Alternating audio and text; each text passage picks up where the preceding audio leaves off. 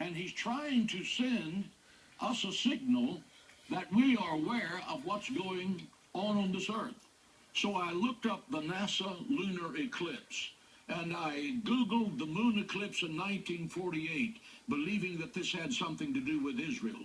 And in the middle of my computer screen, I saw something that made me literally leap out of my chair. Blood moons, 4 blood moons, this is called a tetrad. Tetrad is a word for 4. 4 blood moons have only happened 3 times in over 500 years concerning Israel. And they're about to happen to the 4th time. We have 4 blood moons and a solar eclipse.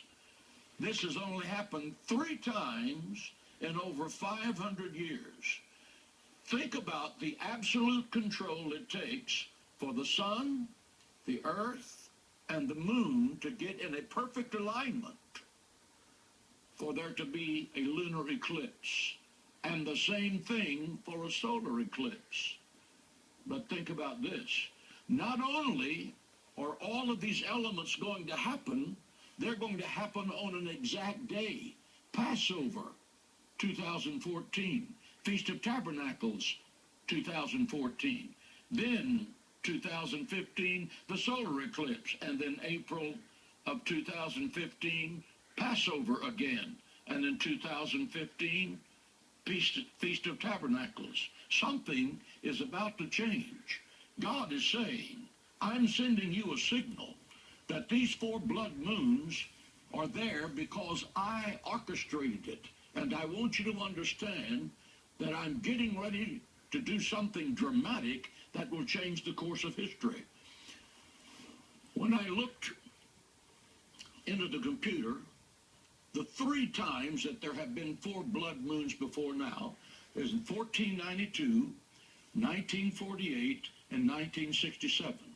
That's what made me leap out of the chair. In 1492, King Ferdinand and Queen Isabella of Spain signed the Edict of Expulsion for the Jewish people. The simple language, the Jewish people who refused to convert to Catholicism were kicked out of Spain, and they were to leave with their possessions that they could carry in 14 days. Now think about that. You and your family have lived in this nation for generations, and suddenly the king and the queen, under the inspiration of the Roman Church, tell you as a Jew, you've got to leave. All the properties of the Jewish people were seized by the Roman Church. Many Jewish people in the Spanish Inquisition had been burned alive, had been pulled apart on the torture rack because they would not convert. I want you to hear this very clearly.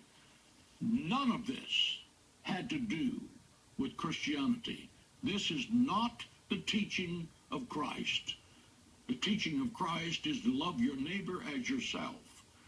It was also in 1492 that Jewish merchants gave maps and money to an Italian Jew named Christopher Columbus, and his purpose was to find a new home for the Jewish people, and that became America. Notice that this starts out with tears and ends in triumph.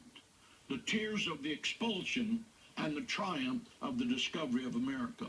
The second was the birth of the State of Israel in 1948. The State of Israel was born in May 1948.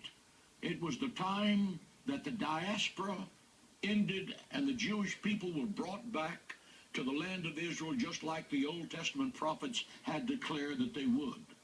It was that day that the world had waited for almost 2,000 years.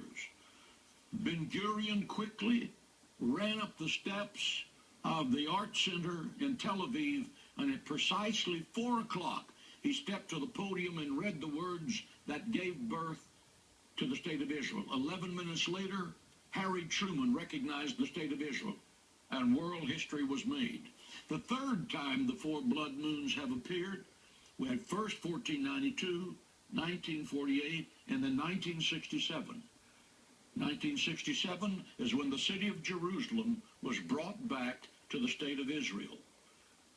All of these things relate to Israel and the Jewish people because Israel is God's timepiece.